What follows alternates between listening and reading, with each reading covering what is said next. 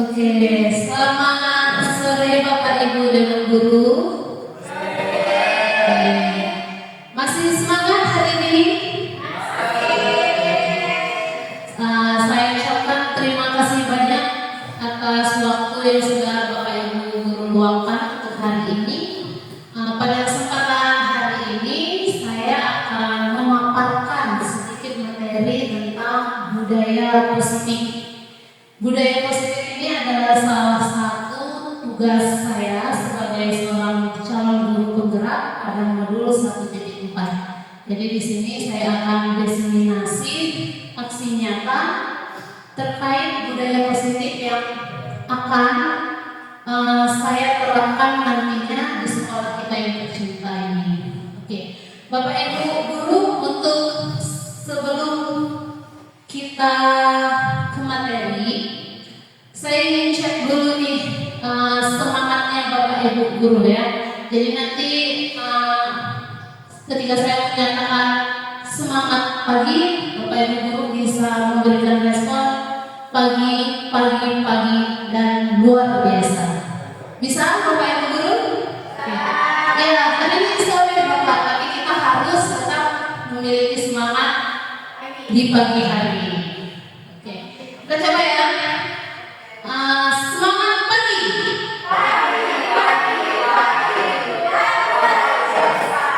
Oke, luar biasa sekali. Terima kasih Bapak Ibu Guru. Baik. Nah, jadi sebelum saya memaparkan materi di sini, kita akan membuat kesepakatan dulu, kesepakatan forum ini, diskusi ini. Jadi di sini saya sudah menyiapkan 3 kesepakatan. Yang pertama, kita pada sesi ini akan saling menghargai siapapun. Jadi siapapun di sini kita saling menghargai satu sama lainnya. Kemudian ada yang kedua, menjadi pendengar yang baik. Jadi saya harapkan Bapak Ibu Guru ketika saya menyampaikan tentang budaya positif, Bapak Ibu Guru bisa mendengarkan dengan baik, kemudian meresapi apa saja ilmu atau materi hari ini bisa diterapkan nantinya di dalam kehidupan sehari-hari kita. Kemudian ada angkat tangan jika ingin bertanya. Jadi nanti akan ada sedikit sesi diskusi atau sesi di mana Bapak Ibu Guru bisa memberikan saran atau kritik kepada saya tentang budaya positif yang akan nanti kita terapkan bersama.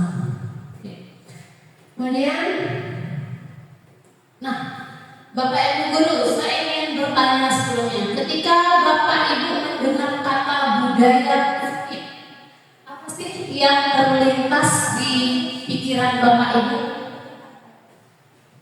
Mungkin ada yang bisa memberi tanggapan. Kira-kira apa yang terlintas ketika mendengar kata budaya positif? Ibu Febi? Ya. Ya, jadi ketika mendengar budaya positif yang terlintas dalam benak saya ada hal-hal yang positif atau menerapkan banyak hal-hal yang bisa membangun semangat dan juga hal-hal baik yang ada di lingkungan kita. Oke, membangun sesuatu yang membuat semangat. Oke, mungkin bisa diberikan contohnya, Ibu Febi, seperti apa contohnya?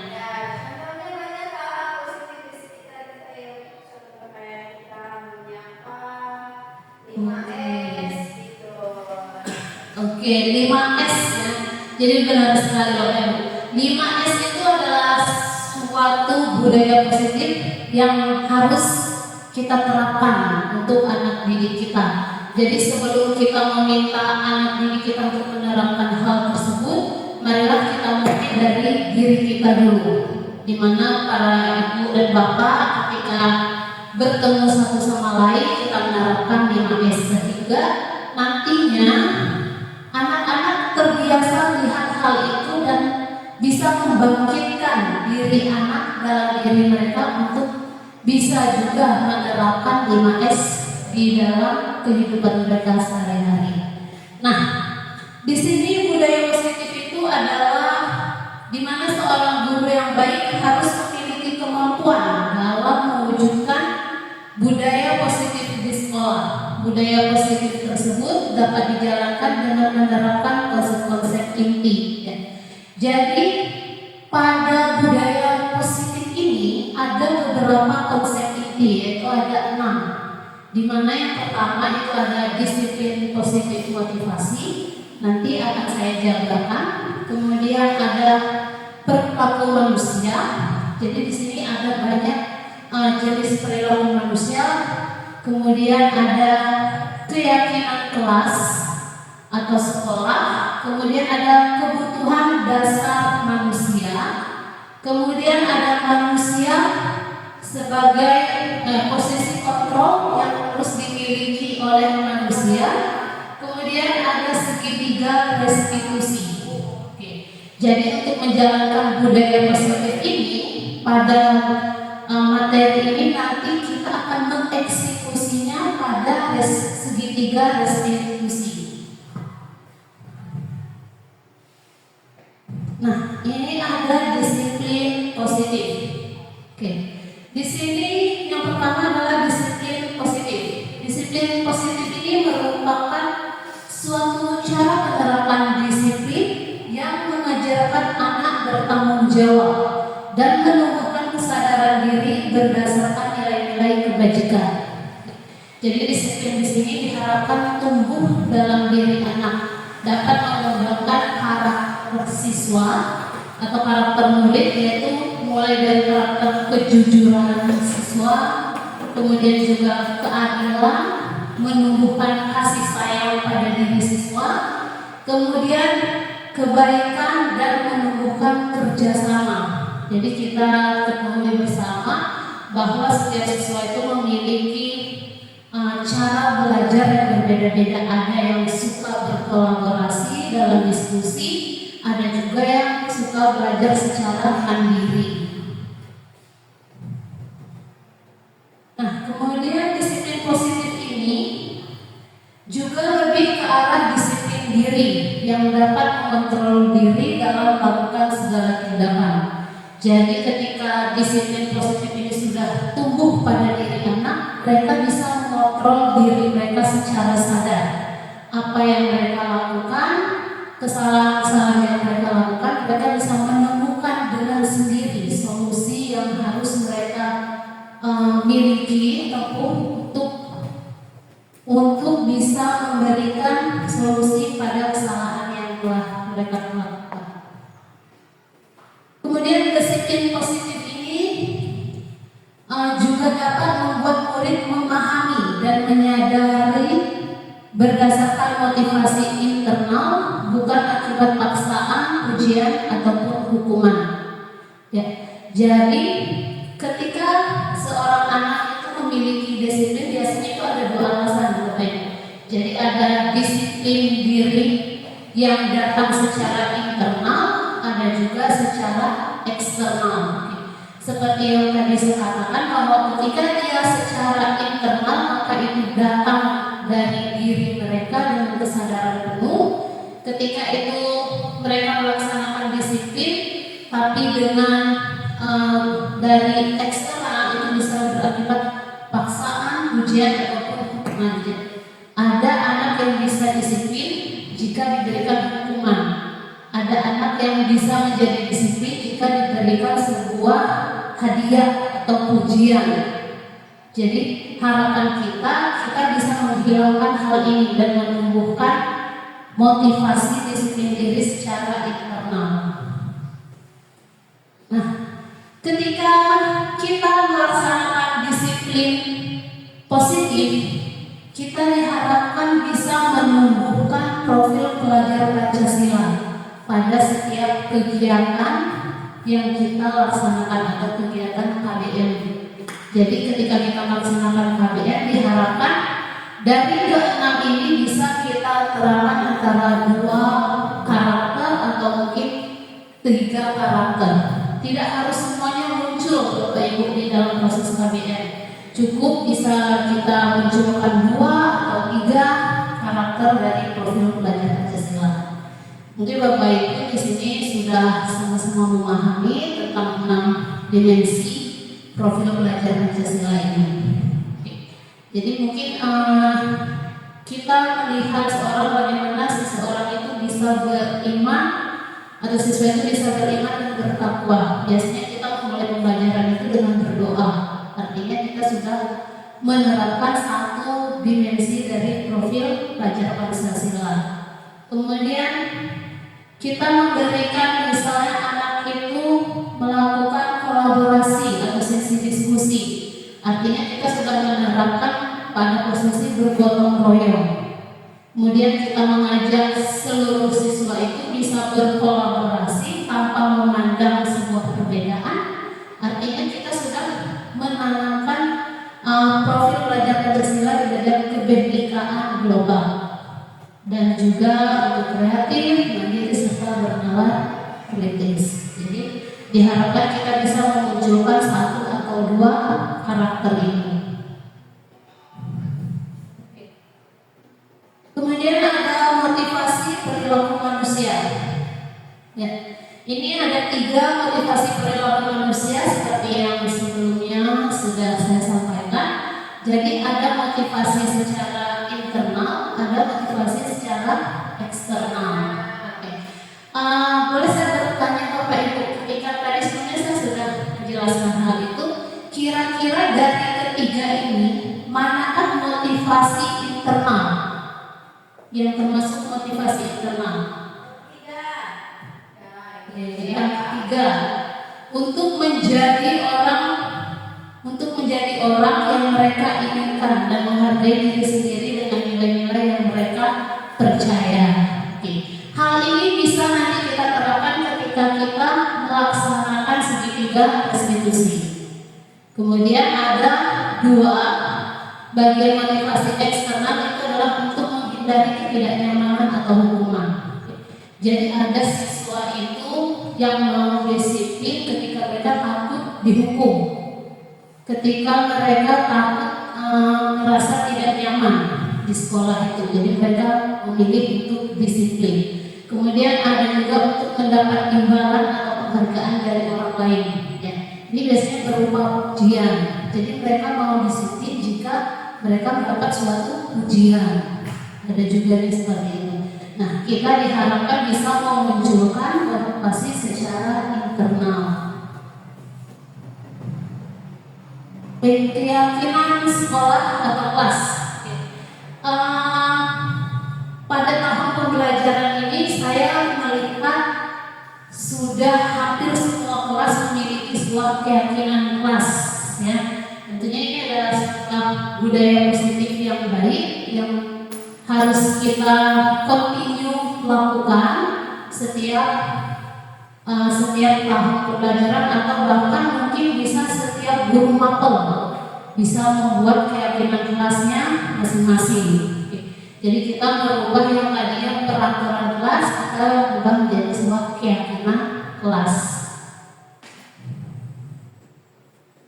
Keyakinan sekolah atau kelas ini adalah guru harus berperan dalam mewujudkan terbentuknya keyakinan sekolah atau kelas dengan adanya kesepakatan antara guru dan murid. Jadi ketika kita membuat peraturan, biasanya peraturan itu hanya dari satu pihak. Biasanya hanya dari gurunya buat peraturan seperti ini dan banyak kata jangan atau kata tidak. Nah, jadi kita diharapkan membuat keyakinan. Ketika keyakinan itu dibuat, artinya kedua belah pihak antara guru dan siswa itu sama-sama memberikan saran atau pendapat mereka, opini mereka. Mereka mau kelas yang seperti apa. Jadi disepakati bersama, sehingga nantinya jika seorang anak itu melakukan sebuah pelanggaran atau tidak menaati apa yang mereka buat, mereka akan merasa itu adalah sesuatu hal yang mereka buat. Jadi timbul dalam diri mereka, ini keyakinan yang saya buat dan yang saya langgar. Jadi kita bisa memberikan pemahaman kepada siswa. Kemudian ini ada beberapa contoh dari keyakinan kelas. Oke, jadi di sini ada keyakinan kelas berapa? Kelas 10C ya. Oke, nah salah satu contoh di sini ada bekerja sama menjaga kebersihan kelas. Oke. Kalau biasanya dalam sebuah peraturan kita akan menulis bahwa jangan membuang sampah sembarangan, ya. Jadi ada kata jangan di sini ketika menjadi sebuah keyakinan kita gunakan kalimat yang positif, yaitu bekerja sama menjaga kebersihan kelas. Jadi menciptakan kolaborasi dalam melaksanakan atau menjaga kebersihan. Nah, di sini juga ada keyakinan kelas lainnya, seperti setiap anggota kelas perlu belajar, senang, melakukan tugas, saling menghargai dan merasa aman. Oke. Di setiap kelas saya melihat sudah ada keyakinan kelas. Mungkin apakah di sini ada dari ibu dan bapak guru yang sudah membuat keyakinan tersebut? Oke. Boleh saya tahu kira-kira salah satu keyakinan yang bapak ibu terapkan hampir di seluruh kelas itu apa? Ya, silakan ibu. Kalau di pelajaran kimia itu sebelum memulai pembelajaran, yang pertama yakin ketika sebelum pembelajaran itu dimulai untuk menjaga kebersihan. Kak, anak-anak akan menengokkan diri pada sampah dibuang dulu, kemudian memeriksa kebersihan di sekitar tempat duduk. Nah, terus yang kedua mengumpulkan gadget gitu. Jadi nanti bisa menunggu instruksi kalau memang belum disuruh memakai gadget pribadi, maka itu dikumpulkan di meja dulu di bagian depan. Oke, luar biasa ya. Nah, jadi itu mungkin adalah sesuatu yang bisa diterapkan oleh ibu bapak guru lainnya. Jadi gadget, kita menyadari bahwa gadget itu setiap siswa diizinkan membawa gadget, dan kita harus memberikan sebuah arahan kepada siswa kapan siswa bisa menggunakan gadget yang mereka bawa. Oke. Kemudian menjaga kebersihan. Jadi sebelum memulai kita mengajarkan pada siswa untuk melihat sekeliling, memastikan lingkungannya bersih. Kemudian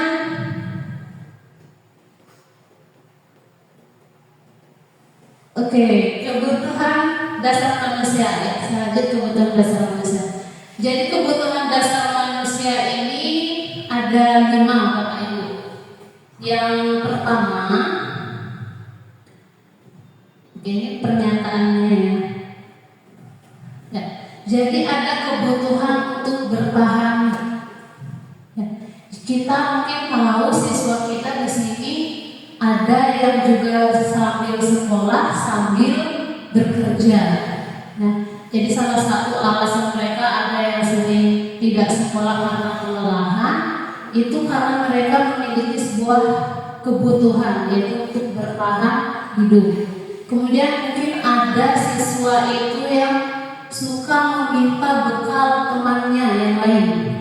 Kita tahu itu hal yang kurang baik, tapi demi memenuhi kebutuhan mereka untuk bertahan hidup, mereka melakukan hal tersebut.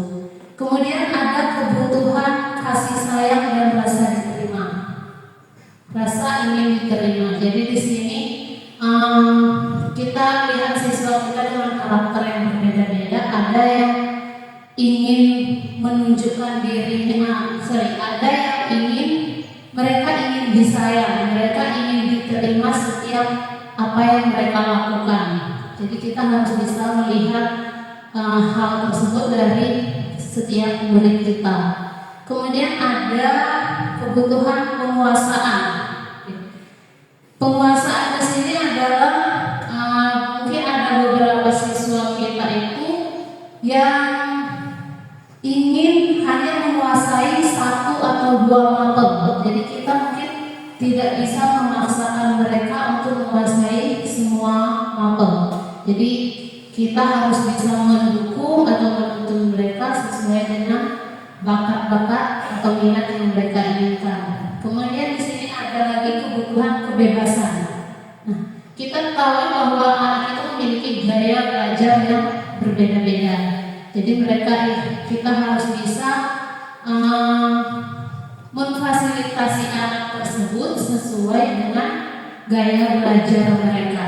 Biasanya kita bisa melakukan sebuah interview kepada siswa kita untuk tahu gaya belajar seperti apa yang mereka inginkan, sehingga kita bisa memfasilitasi hal tersebut. Kemudian ada kebutuhan kesenangan.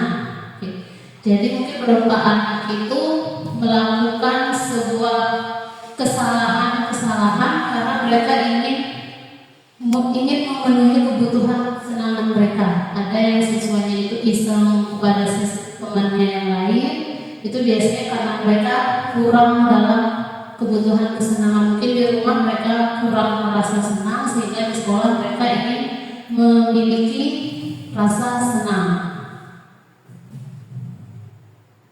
Ya, selanjutnya adalah posisi kontrol restitusi. Kemarin sempat saya bahas sedikit tentang posisi kontrol. Jadi ada 5 posisi kontrol restitusi di sini.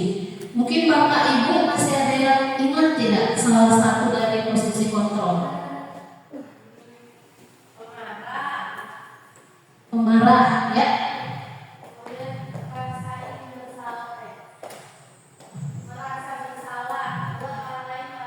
Membuat rasa bersalah. Oke. Posisi manajer. Jadi ada 5 posisi kontrol dari restitusi ini. Itu yang pertama adalah penghukum. Oke. Jadi guru itu biasanya ketika siswa melakukan sebuah kesalahan memberikan sebuah hukuman, atau bahasanya lebih diperhalus sekarang adalah konsekuensi. Mungkin di sini dari kita semua, saya sendiri termasuk adalah masih sebagai posisi kontrol penghukum, karena ketika siswa itu melakukan kesalahan di kelas, saya sering memberikan hukuman. Misalnya hukuman, ayo hafalkan 5 kata dalam bahasa Inggris, sebutkan 5 kata dalam bahasa Inggris. Itu adalah sebuah hukuman. Atau kita biasanya kalau siswa kita terlambat, kita meminta siswa kita untuk membersihkan halaman, menyapu, ngepel. Jadi ini adalah sebuah, berarti kita itu memposisikan diri kita sebagai seorang penghukum. Kemudian ada di sini yang kedua adalah guru sebagai pembuat rasa bersalah. Mungkin Bapak Ibu punya pengalaman ketika siswa melakukan sebuah kesalahan, Bapak Ibu memposisikan diri Bapak Ibu sebagai pembuat rasa bersalah. Oke, Bu Feby mungkin bisa sharing, Bu Feby, seperti apa? Ya, contohnya tadi Bu, saya ada salah satu siswa yang bermain handphone ketika saya suruh bermain. Emang handphonenya saya suruh untuk dipergunakan, tapi dia tidak menggunakan handphonenya dengan baik dan benar. Jadi sebagai ya saya membuat dia merasa bersalah, saya bilang hati saya teriris-iris karena dia tidak menghargai saya. Oke, ya benar ya. Jadi kita mengatakan pada sesuatu, hati ibu ini teriris, hati ibu sakit karena ibu sudah sering mengingatkan kamu, tapi Anda sebagai murid tidak melakukannya dengan baik, misalnya tidak menepati janjinya. Jadi ketika kita mengatakan hal itu, pasti akan timbul dalam diri siswa itu ada rasa bersalah. Oh iya, saya ada janji sama Bu Feby kalau saya tidak akan bermain handphone, tapi saya bermain handphone. Artinya saya sudah mengecewakan beliau. Jadi hal itu bisa timbul perasaan hal itu. Kemudian ada guru sebagai teman. Ya, mungkin di sini ada yang sangat friendly, mungkin Bapak Ibu guru yang ketika siswanya melakukan kesalahan, bukannya kita menghukum atau membuat dia merasa bersalah, tapi kita malah jadikan teman. Ada yang punya pengalaman? Pak Erlando. Oke, mungkin Pak Erlando bisa sharing. Pak Erlando. Pak Adi mungkin. Oke, mungkin Pak Adi.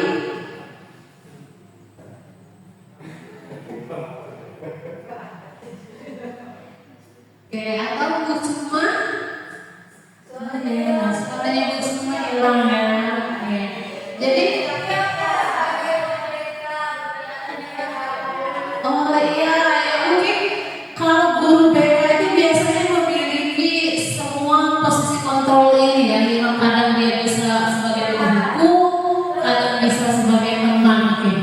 Untuk Bu Tia, kalau sebagai teman itu seperti apa ya? Ya, karena guru BK ekspresi Bu Tia yang terlihat sangat lumayan sangar gitu ya, kurang tersenyum. Bagaimana cara Ibu Tia memposisikan diri Ibu Tia sebagai teman? Kalau memposisikan sebagai teman itu lihat-lihat situasinya juga ya Bu ya. Karena kan kalau misalnya nih ada siswa yang kalah, itu otomatis kan kita harus ngasih konsekuensinya terlebih dahulu. Tapi kita juga nggak boleh terlalu berlebihan dalam memberikan hukumannya. Jadi mungkin kita juga bisa mencontohkan sebelum diberi hukuman, kita arahin ke siswa dulu. Kita bisa mencontohkan itu di hal-hal lain. Bagusnya tuh seperti ini loh, Kak. Jangan kalian ulangi lagi hal-hal yang buruk. Coba kalian pikirkan, memposisikan diri mereka itu supaya bisa berpikir secara sendiri, berpikir sendiri gitu. Jadi kita kasih contoh di kehidupan sehari-hari mereka aja. Contohnya kayak kalau kalian bisa, kalau kalian bangun pagi, atau contohnya kayak kalau misalnya pakaian nih dicuci, itu kan akan menghilangkan noda-noda dalam pakaiannya.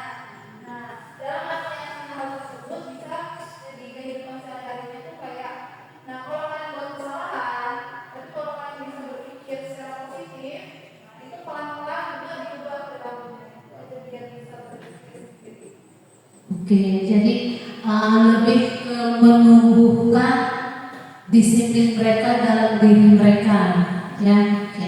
Jadi bisa seperti itu Bapak Ibu, atau kita bisa ketika kita menegur anak itu dengan bahasa sehari-hari kita, bahasa gaul misalnya, agar tidak terlalu formal, jadi siswa itu merasa nyaman ketika melakukan sebuah komunikasi dengan kita, ya. Kemudian ada guru sebagai pemantau. Oke. Jadi jika guru ini sebagai pemantau, biasanya seperti ini Bapak Ibu. Saya pernah melakukan hal ini. Ketika mereka telat, saya hanya menanyakan, kamu tahu tidak hukuman kamu, apa konsekuensi jika kamu terlambat? Jadi kita hanya memantau mereka apakah mereka sadar dengan konsekuensi itu atau tidak. Ketika mereka di kelas tidak saling menghargai, kamu tahu tidak keyakinan kelas apa yang sudah kita sepakati jika kita tidak menghargai satu sama lain. Jadi kita hanya sekedar ingin tahu saja tanpa melakukan sebuah tindakan lebih. Kemudian yang terakhir itu adalah guru sebagai manajer. Jadi di sini Bapak Ibu, dari 5 posisi kontrol ini kita diharapkan bisa menerapkan posisi kontrol sebagai manajer. Jadi manajer di sini kita memberikan sebuah arahan, memberikan sebuah tuntunan yang nantinya diharapkan kita bisa menumbuhkan tadi motivasi disiplin siswa secara internal tersebut. Nah nanti hal ini akan bisa kita terapkan dengan menggunakan segitiga restitusi. Kemudian, oke, apa terlihat tidak Bapak Ibu dari sana? Biasanya terlihat ya. Oke, jadi di sini bagaimana seorang guru menerapkan 5 posisi kontrol tersebut. Jadi misal ada kata penghukum. Biasanya ketika kita menghukum seorang siswa, itu kita bisa dengan nada menghardik atau menunjuk-nunjuk, menyakiti ataupun menyindir. Jadi di sini guru itu bisa dengan nada yang cukup keras ketika kita memberikan nasihat kepada anak. Ada juga kita berjalan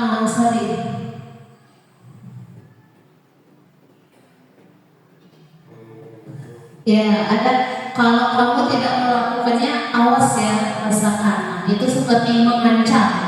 Jadi kita memberikan sebuah ancaman pada siswa. Ancaman itu juga termasuk salah satu penghukum. Nah, biasanya jika kita melaksanakan itu, hasil yang didapatkan untuk siswa itu ada kemungkinan mereka akan memberontak atau menyalahkan orang lain, atau mereka akan berbohong.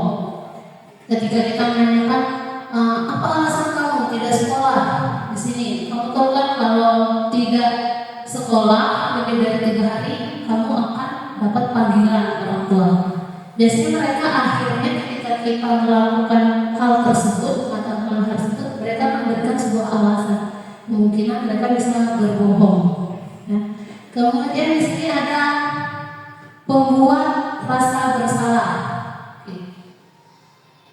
Seperti yang tadi sudah diberikan contoh oleh Bu Fendi, itu adalah kita memberikan sebuah ceramah atau kita bisa mengatakan seharusnya, atau ibu kecewa dengan perilaku kamu yang seperti ini, atau kita bisa mengatakan, hei nak, kamu kalau tidak belajar dengan baik di kelas ini, nanti ibu bisa ditegur kalau kamu sekolah, misalnya seperti itu. Jadi ketika kita mengatakan hal itu, anak akan berpikir, ya ini saya salah, kalau saya seperti ini nanti ibunya bisa mendapatkan teguran dari kepala sekolah. Kemudian ada pemantau. Di sini pemantau seperti yang tadi saya katakan, kita bisa menanyakan apa peraturannya, apa kegiatan kelas yang sudah kita buat.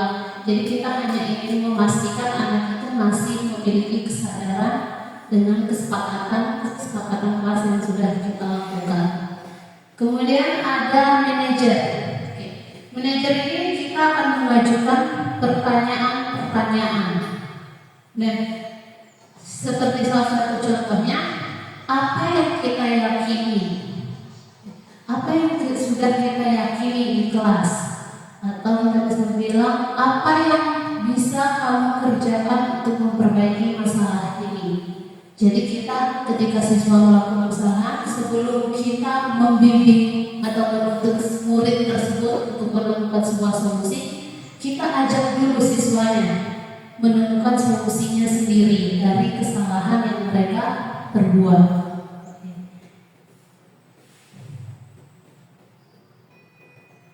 Ya, posisi kontrol restitusi. Jadi seperti yang sudah saya jelaskan sama dengan Bapak Ibu Guru, di antara 5 posisi kontrol tersebut, sebaiknya seorang guru itu menggunakan posisi kontrol sebagai seorang manajer. Oke. Jadi apakah Bapak Ibu Guru kedepannya kira-kira bisa tidak merubah paradigma kita yang tadinya penghukum, langsung kita menjadi posisikan diri kita sebagai seorang guru, sebagai manajer? Saya. Jadi tentunya ini bukan hal yang mudah, tapi kita akan coba dan kita akan selalu continue melakukannya. Pasti kita bisa melakukan perubahan paradigma tersebut. Kemudian ada posisi kontrol restitusi. Sebagai manajer, guru dapat berbuat sesuatu bersama murid, mempersilahkan murid bertanggung jawab dan mendukung murid agar dapat menemukan solusi. Selain itu, posisi kontrol manajer ini juga mengacu pada restitusi yang dapat menjadikan murid sebagai manajer bagi dirinya sendiri sehingga dapat tercipta identitas positif pada diri murid. Nah, ini adalah tahapan dari segitiga restitusi Bapak Ibu. Jadi ketika kita melaksanakan tahapan ini, artinya kita sudah memposisikan diri kita sebagai seorang manajer.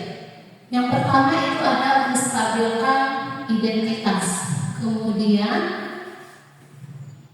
yang kedua ada validasi tindakan yang salah dan menanyakan keyakinan. Oke. Ya, jadi pada menstabilkan identitas itu kita bisa memberikan atau berkata kepada siswa itu seperti contoh yang ada dulunya, kamu bukan satu-satunya yang pernah melakukan ini. Ya, jadi kita memberikan keyakinan dulu pada siswa bahwa kesalahan yang mereka buat ini bukanlah satu-satunya mereka yang melakukan, pasti juga pernah dilakukan oleh orang lain. Kemudian ada validasi tindakan yang salah. Kita bisa mengatakan pada siswa tersebut, kamu tentu punya alasan mengapa melakukan hal ini. Jadi ketika kita sudah menstabilkan murid, kita mencoba untuk memvalidasi tindakan yang salah. Jadi kita tanyakan, kira-kira alasan mereka melakukan hal itu apa? Jadi itu juga perlu kita ketahui.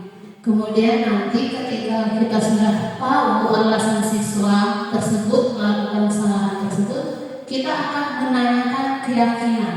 Ya, keyakinan ini tentunya Bapak Ibu sebelum kita melakukan segitiga restitusi ini, kita harus sudah memiliki kesepakatan atau keyakinan kelas sehingga kita bisa membawa siswa itu pada tahap menanyakan keyakinan.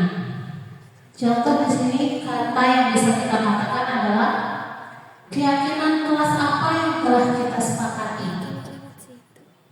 Ya, jadi ketika misal ada siswa ketika sedang dalam proses KBM, siswa satunya tidak secara aktif atau tidak mau bekerja sama, kita bisa tanyakan kepada siswa itu keyakinan kelas apa yang sudah kita sepakati. Soalnya tapi itu berhubungan dengan saling menghargai. Artinya ketika mereka tidak mau berkolaborasi, mereka tidak mau mendengarkan pendapat temannya, mereka kurang menghargai satu sama lain. Oke.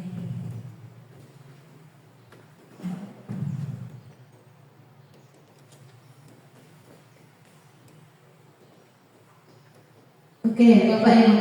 Jadi di sini dari segitiga restitusi tadi, di sini kita dapat mengambil sebuah refleksi. Ya. Jadi saya sendiri menulis sebuah refleksi bahwa seorang guru yang baik itu harus memiliki kemampuan dalam mewujudkan budaya positif di sekolah. Budaya positif tersebut dapat dijalankan dengan menerapkan konsep-konsep inti.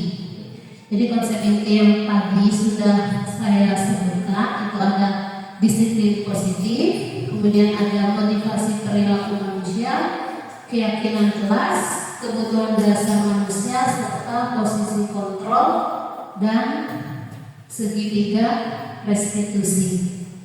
Oke, mungkin sampai di sini. Nanti saya akan memberikan sebuah contoh bagaimana melaksanakan segitiga restitusi di sekolah. Tentunya nanti contoh ini adalah kasusnya adalah sebuah desain ya, bukan dilakukan secara nyata tapi desainnya. Ini hanya sebagai contoh dan bayangan untuk memberikan bayangan kepada ibu dan bapak di sini agar kedepannya bisa melaksanakan segitiga restitusi dalam menghadapi siswa yang bermasalah.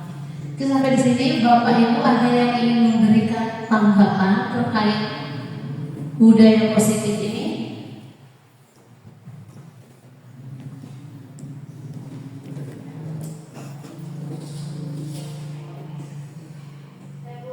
Ya, Ibu Eni silakan. Baik, boleh. Menurut saya sistem positif ini insya Allah bisa dijalankan di SMA kita. Tapi tentunya butuh kerjasama dari semua guru, teman-teman yang termudah menerapkan kesepakatan yang berkelas seperti yang dijelaskan dari bawah.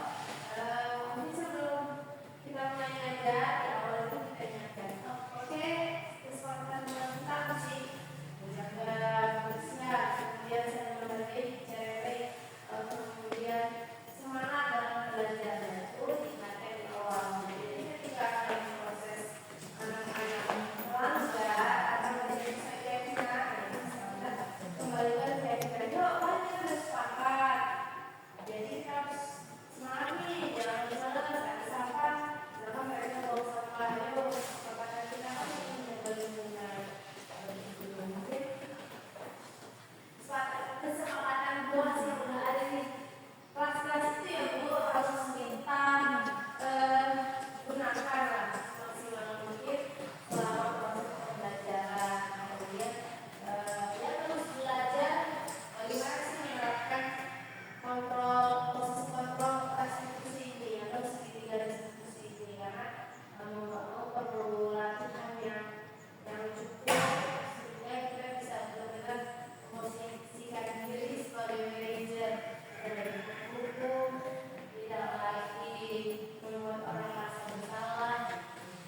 Jadi terima kasih sudah menyampaikan, sehingga kami akan kembali lebih berfokus kepada murid-murid, berpusat pada murid pembelajaran di kelas.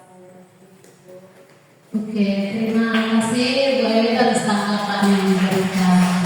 Ya. Baik, Bapak Ibu. Sebentar Bapak Ibu ya.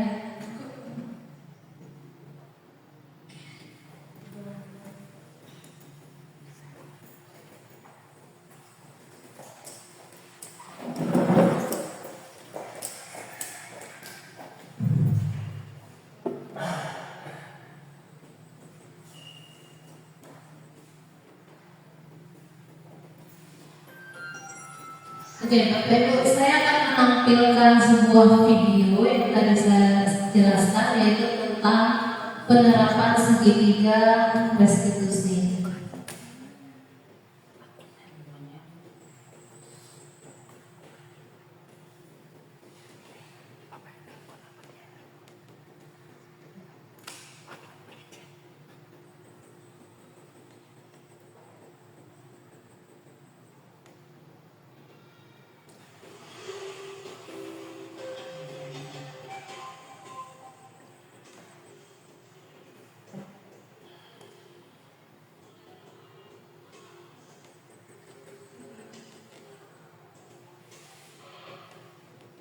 Oke, Bapak Ibu, jadi ini adalah salah satu contoh penerapan restitusi, yaitu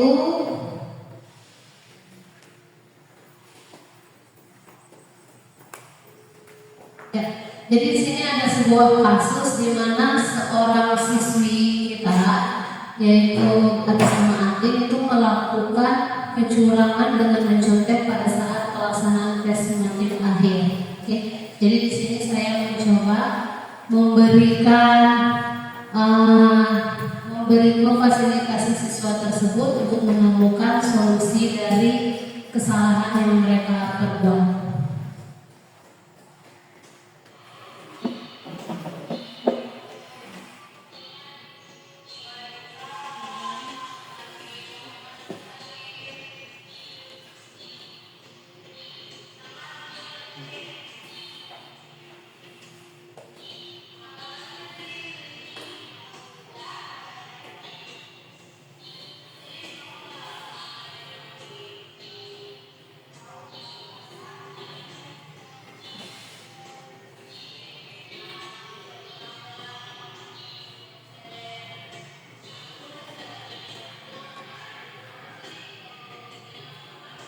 Oke, ini sudah pada tahap validasi tindakan ya Bapak Ibu.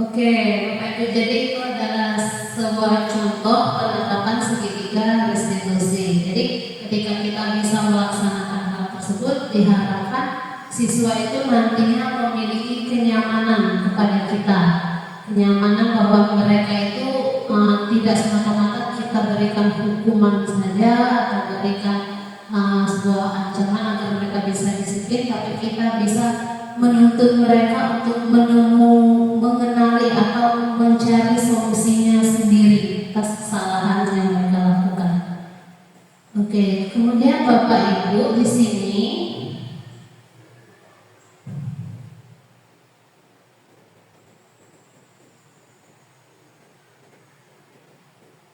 ya Bapak Ibu. Jadi di sini saya mengajak Bapak dan Ibu guru, saya menyiapkan satu buah kasus yang nantinya saya berharap Bapak Ibu bisa menemukan kira-kira dari kasus ini guru tersebut menerapkan posisi kontrol apa, kemudian juga kebutuhan apa yang dibutuhkan oleh siswa tersebut. Ya, mungkin sebelum saya memberikan kasus tersebut, Bapak Ibu, saya mau berikan biar semangat lagi, lebih semangat lagi. Saya ingin kita sedikit meregangkan badan kita ya, atau kita melatih konsentrasi kita. Oke. Jadi nanti kita akan melakukannya tepuk tangan saja Bapak Ibu, dengan tepuk tangan ya. Jadi nanti ketika saya mengatakan tepuk satu, Bapak Ibu bisa menepuk satu kali ke arah kanan ya.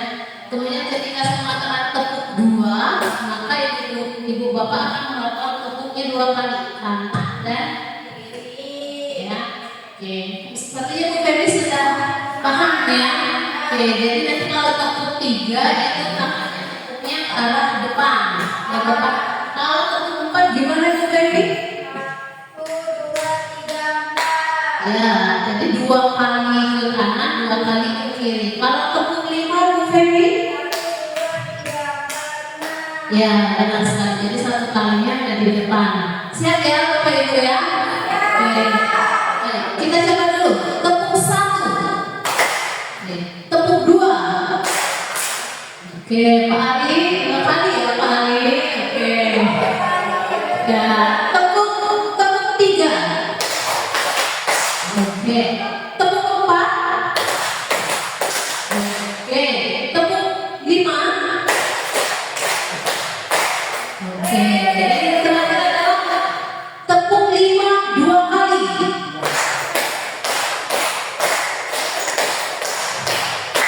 Oke, luar biasa sekali. Jadi masih fokus ya. Oke, terima kasih Bapak Ibu. Oke, jadi ini Bapak Ibu ada sebuah kasus, silakan Bapak Ibu cermati. Mohon dibaca dengan teliti kira-kira untuk ya, benar sekali. Silakan Ibu. Nanti ini ada kasus satu, nanti ada lanjutannya ya Ibu. Jadi jika sudah selesai membaca, harap diberikan kode jika sudah selesai. Saya akan melanjutkan ke slide berikutnya.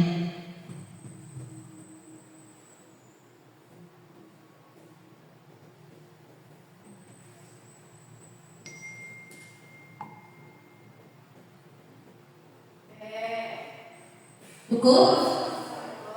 Oke, jadi ini ada Ibu Santi ya. Kemudian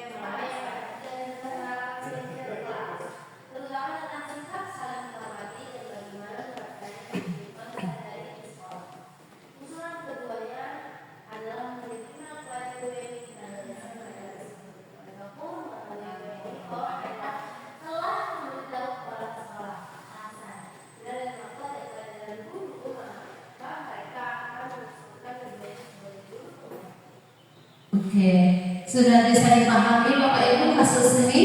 Oke.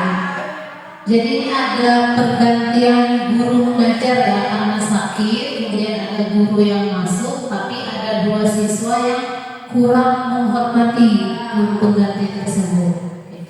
Kemudian dari kasus tadi, menurut Bapak Ibu kira-kira langkah restitusi apa saja yang sudah dijalankan oleh Ibu Santi? Memvalidasi kesalahan. Terus menstabilkan yang menstabilkan identitas. Oke, jadi memvalidasi kesalahan. Oke.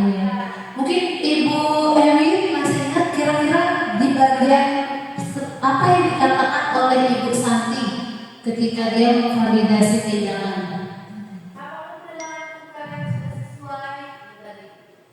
Oke, jadi ada kata Ibu Santi mengkonfirmasi tentang laporan Bu Eni kepada Vivi dan Natali. Kemudian tadi Ibu Santi juga menanyakan apakah mereka berdua bersedia memperbaiki kesalahan mereka. Kemudian meyakinkan kembali kepada Vivi dan Natali untuk bersedia memperbaiki kesalahan. Di bagian menanyakan keyakinan, tadi Ibu Santi di sini menanyakan apa yang bisa mereka lakukan untuk memperbaiki kesalahan. Kemudian mengaitkan kesalahan mereka dengan keyakinan akan kesepakatan kelas. Oke, luar biasa ya Bapak Ibu guru. Nah, ini adalah langkah yang dilakukan oleh Vivi. Jadi yang pertama, ketika mereka sudah menyadari akan kesalahan mereka, mereka memiliki atau mencetuskan solusi mereka sendiri atas kesalahan mereka. Jadi mereka tadi mengatakan akan meminta maaf kepada Bu Eni. Kemudian Vivi juga tadi sudah mengakui bahwa mereka itu tidak sesuai, tindakan mereka tidak sesuai dengan keyakinan kelas mereka. Kemudian Vivi dan Natali juga mengusulkan untuk melakukan sebuah diskusi kembali tentang keyakinan kelas yang sudah ada. Ya, kemudian juga Vivi dan Natali juga mengatakan bahwa mereka akan memberitahu kepala sekolah jika nantinya guru Bu Santi tidak sekolah, mereka meminta Ibu Eni untuk mengganti kembali. Jadi ini adalah sebuah solusi yang memang tumbuh dari dalam diri murid ya. Jadi kita hanya menuntut siswa agar mereka bisa mengenali kesalahan mereka, kemudian menemukan solusi sendiri.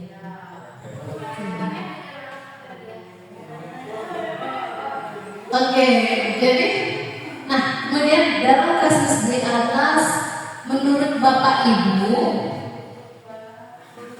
posisi kontrol apa yang sudah diambil oleh Ibu Eni? Hai Bapak Ibu, ini Bu Eni Bapak Ibu. Iya. Iya, benar sekali. Jadi ada sebagai satu posisi teman dan kemudian membuat rasa bersalah. Ketika tadi posisi teman, Ibu Eni itu mengatakan mengontrol, berupaya mengontrol melalui metode persuasi dengan pendekatan ya. Kalau Vivi ini kemudian sebagai posisi pembuat rasa bersalah, tadi Bu Eni mengatakan nanti jika kamu tidak disiplin dalam belajar, Ibu bisa ditegur oleh kepala sekolah. Dia membuat siswa itu merasa bersalah. Oke, dari kasus tadi, yang ini saya tanya sama Bapak, kira-kira refleksi apa yang harusnya kita lakukan sebagai seorang guru jika kita melihat dari kasus tadi?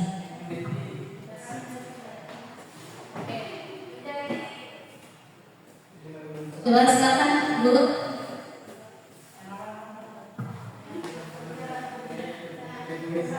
Ya, refleksi dari kasus tadi bahwa kita sebagai seorang guru harus berada di posisi sebagai manajer. Gitu. Kita menanyakan kenapa mereka melakukan hal tersebut, kemudian memvalidasi tindakan bahwa memang belum sesuai dengan keyakinan kelas, kemudian menanyakan keyakinan kelas mana yang belum sesuai, terus dan yang terakhir meminta mereka untuk membuat solusinya, gagasan apa yang mungkin bisa dilakukan oleh Vivi dan Natali atau anak-anak lain sehingga bisa mendapatkan solusi terbaik dari permasalahan yang dihadapi. Itu.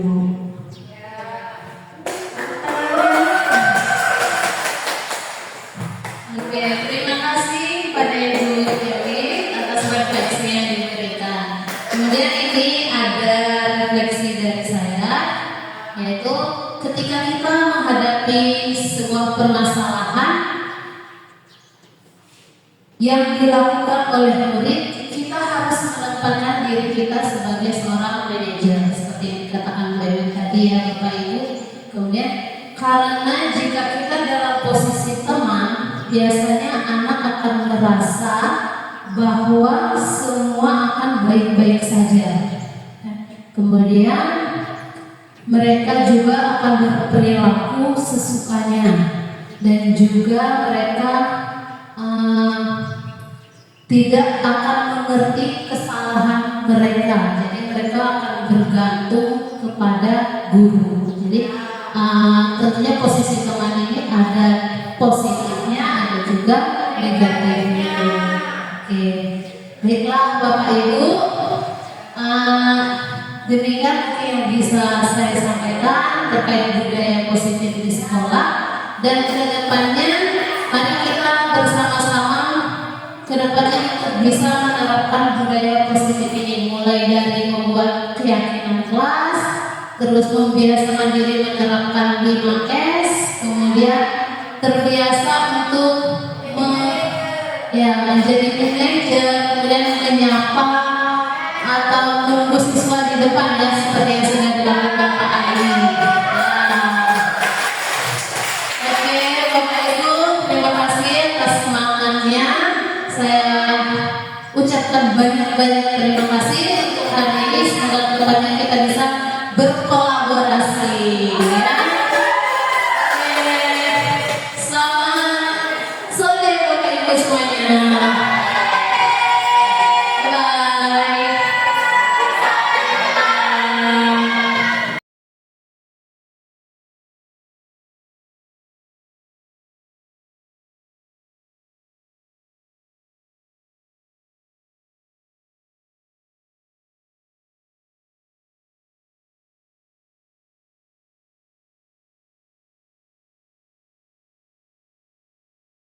Assalamualaikum warahmatullahi wabarakatuh. Perkenalkan, nama saya Tia Yulianti.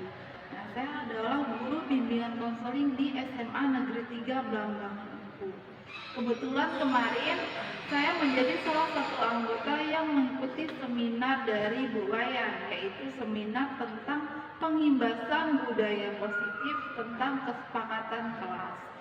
Alhamdulillahnya saya sudah melaksanakan kesepakatan kelas tersebut di salah satu kelas di SMA Negeri 3 Blambangan Empu. Positif banget dari respon para peserta didik, kelas menjadi lebih tertib dan pembelajaran menjadi lebih kondusif. Harapan saya untuk kedepannya, semoga saya bisa mengimplementasikan budaya positif tentang kesepakatan kelas tersebut ke semua kelas di SMA Negeri 3 Blambangan Empu, bukan hanya ke salah satu kelas saja. Terima kasih. Saya akhiri, wabillahi taufiq wal hidayah. Wassalamualaikum warahmatullahi wabarakatuh. Assalamualaikum warahmatullahi wabarakatuh. Tadi pun saya Muhammad Erlando, guru SMA Negeri 3 Blambangan Empu, yang sudah mendapatkan diseminasi atau imbas dari materi yang sudah diberikan oleh Ibu Wayan Siti Devian Jani, calon guru penggerak angkatan 11. Di sini saya juga telah menerapkan kesepakatan kelas pada mata pelajaran saya kelas tersebut sudah disepakati oleh anak-anak bersama atau peserta didik secara bersama. Kemudian harapannya setelah diterapkan kesepakatan kelas dapat berjalan dengan konsisten. Harapannya terus budaya positif atau disiplin positif dapat dijalankan dengan baik. Mungkin itu saja yang bisa saya sampaikan. Saya akhiri. Wassalamualaikum warahmatullahi wabarakatuh. Assalamualaikum warahmatullahi wabarakatuh. Saya Nadi Gustinda, saya guru di SMA Negeri 3 Blambangan Ungu. Saya mengampu mata pelajaran seni budaya. Kemarin saya sudah mendapatkan pengimbasan dari Ibu Wayan, di mana pengimbasan tersebut tentang budaya positif dengan keyakinan kesepakatan kelas. Saya sudah menerapkan di kelas saya. Dengan hal itu saya dapat menilai di mana dengan adanya kesepakatan kelas tersebut siswa menjadi lebih efektif dan melakukan sebuah inovasi dan pergerakan yang lebih baik dari yang sebelumnya. Harapan saya agar dapat lebih melaksanakan kesepakatan kelas tersebut bukan hanya di kelas saya tetapi di semua kelas. Demikian pengimbasan dari saya ucapkan terima kasih yang sebesar-besarnya terhadap Ibu Wayan. Assalamualaikum warahmatullahi wabarakatuh.